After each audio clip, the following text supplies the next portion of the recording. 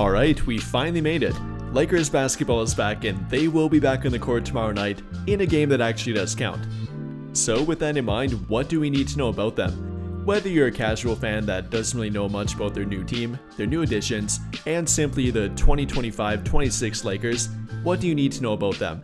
Or then if you're a hardcore fan that wants to know more about their game plan, their scheme, so on and so forth, more about the in-depth level of their team, what do we need to know about that before their first regular season game? Well, we're going to talk about exactly that. Go through their new team, their likely game plan, and their new tendencies with this new group. We're going to talk about that and go through all of that during today's video. But real quick before we get too far into it, I do plan on doing more live streams this season, likely some pre-game live streams, maybe some post-game, so if you do want to check that out and get notified for when I go live, then be sure to hit that notification bell, as YouTube will not notify you if you don't have notifications turned on. And I genuinely appreciate those of you that already do, without me even having to ask.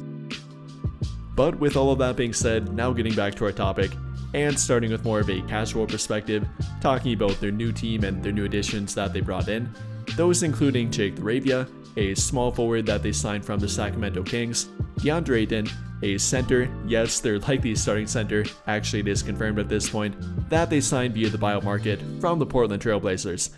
Then for Marcus Smart, another buyout market addition that they signed from the Washington Wizards. Those being their new additions via free agency, but they also had a few draft day additions too. The first of which being Adou Thiero, their one and only draft pick, in which they traded up from 55th to then 45th, eventually to the 36th overall draft pick, where they did select Adou Thiero.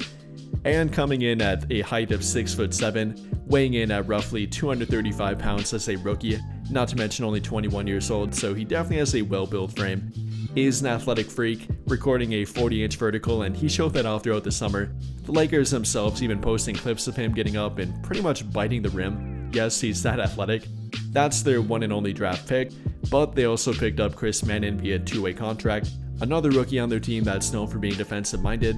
He actually just got cleared to play this week after suffering a sprained ankle roughly a month ago, in which he had to sit out the entirety of training camp and preseason with their team, but now he's able to get back on the court. So looking forward to watching him on the court, which will likely be more with their G League team, the South Bay Lakers, rather than their big league team. But maybe he can eventually fill in as an injury replacement and possibly crack the rotation later down the road. But then for their final addition, this player being Nick Smith Jr., another player they signed via two-way contract after being waived by the Charlotte Hornets. He did play throughout training camp and throughout preseason, showing some good moments offensively, but likely won't be a part of their day one rotation. And well, that covers their new additions. Everyone from Marcus Smart, DeAndre Ayton, Jake LaRavia, Adou Thiero, Chris Manning, and Nick Smith Jr. But then to get slightly more in depth, talking about not only their new additions, but their entire rotation and starting lineup, we do have a pretty good idea of what that will look like. After all, JJ Redick directly confirmed what their opening day starting lineup will look like. Along with that, he also confirmed that their 10-man rotation will look something like their last preseason game, so we do have that to go off of here. Their guaranteed and confirmed starting lineup for opening day against Golden State will be as follows: Luka Doncic, Austin Reeves, Gabe Vincent, Rui Hachimura, and DeAndre Ayton. Then after that, we know the four guys that are confirmed to come off the bench will be Marcus Smart, Jake LaRavia, Jared Vanderbilt, and Jackson Hayes. That being their confirmed 9-man rotation that they showed during their final preseason game, and that again JJ Redick did confirm. You know, that's something that we kind of knew coming in, but this has now been confirmed and talked about by JJ Redick.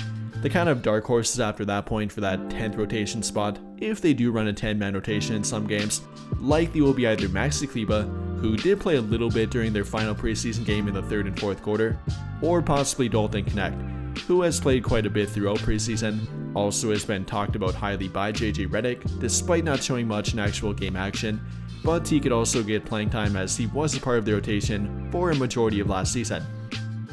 However, it's been confirmed that their starting lineup will change depending on their matchup. Yes, again, it's been confirmed that Gabe Vincent will be in there for Game 1 in their matchup against Golden State, but for their next game and possibly their next 10 to 15 games without LeBron, it might be Marcus Smart the next game, might be Jared Vanderbilt, might be Jake LaRavia, simply depending on their matchup and which one of them JJ Redick would be the best fit for that individual matchup. So again, might be clear for Game 1, but after that point, it's not yet clear. And for their overall rotation, that could obviously change too. Depending on individual performance, their team performance, and even if somebody will get hurt, then that obviously could open up a spot. So yes, well, we might know it for game 1, we don't know exactly what it will look like after that point. But okay, great. Now that we talked about their new additions, their likely starting lineup, and how their rotation will look like entering the regular season, how about their changes and what they actually might do differently on the court? Not only about the players and names of the lineup, but what they're actually going to do with their game plan. Well, if you go back to last season, obviously plenty did work for them. They did finish with a record of 50-32 after all, ending as the 3rd seed, and despite getting beat by the 6th seed in the playoffs, obviously something went right for them. Much of that being their offense, coming in as a top 3 offense post-trade deadline after they made the trade for Luka Doncic. Their offense worked well, their 3-point shooting improved drastically.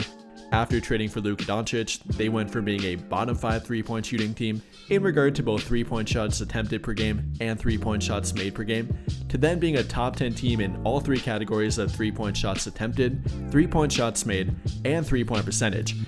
So that definitely will look different from last season, no longer being a bottom 5 3-point shooting team.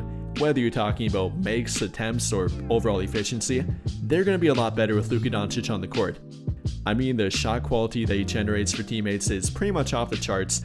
Even with LeBron on the team, that's simply not comparable to Luka Doncic. He's going to get them open and get them routinely open shots that are completely wide open too. So offensively, that will be one thing that does look different for them and likely will look different for them. But how do they actually get to that point? What kind of offense and what kind of scheme will they run to generate those open 3-point shots? Well, we directly saw it throughout preseason, running a lot, and I mean a lot of 5-out offense, which is pretty much exactly what it sounds like, having all 5 guys outside the 3-point line, or at least beginning there to start the play out. I mean, that's pretty much the modern day NBA offense here, starting with all 5 guys out and likely with 5 guys that can knock down a 3-point shot, or if you don't have one, including that player in some kind of motion play, which will likely be a lot of pick and roll with the Lakers' new look offense. After all, they added 2 guys that run a lot of pick and roll or have run a lot of pick and roll on former teams. Luka Doncic last season, for example, running a pick and roll play as the ball handler roughly 40% of his time on the court, which is obviously a lot. Then for DeAndre Ayton, running a pick and roll play as a pick and roll roller, roughly 28% of the time last season. So including that 5-out offense with a high pick and roll between those two is something that you're going to see a lot, and I mean a lot of within their offense, especially without LeBron on the court. Though apart from that, I think another offensive set that we will see a lot of, and did see a lot of throughout preseason, is the horn set. Probably JJ Redick's favorite set to run offense out of, including 2 guys at the free throw line, then the other 3 outside the 3-point line, with either one ball handler at the top of the key, or often having a guard-to-guard handoff to initiate the offense, sometimes even throwing it to one of the guys in the high post, then running a pick play around them or whatever it might be. That's a set that they have used commonly and will use commonly again this season. Now that obviously won't be the entirety of their offense, but I would point to both the 5-out and horn set as 2 of the most frequently used sets that they use to begin and initiate their offense. Yes, out of that there will be plenty of actions from it, whether it be pin down screens in the corner and wing, ram screens from the bottom post to then come up to the top. Plenty of actions within it that they have run and will continue to run. But definitely keep an eye out for both the 5-out and horn set to initiate their offenses, with a ton of pick and roll within them too. But again, like I said before, I'm not very worried about their offense. I mean, with Luka Doncic at the helm, eventually LeBron James, and then his supporting cast of Austin Reeves, DeAndre Ayton, so on and so forth around them, I'm not worried about their offense and how good they will eventually be. But how about their defense?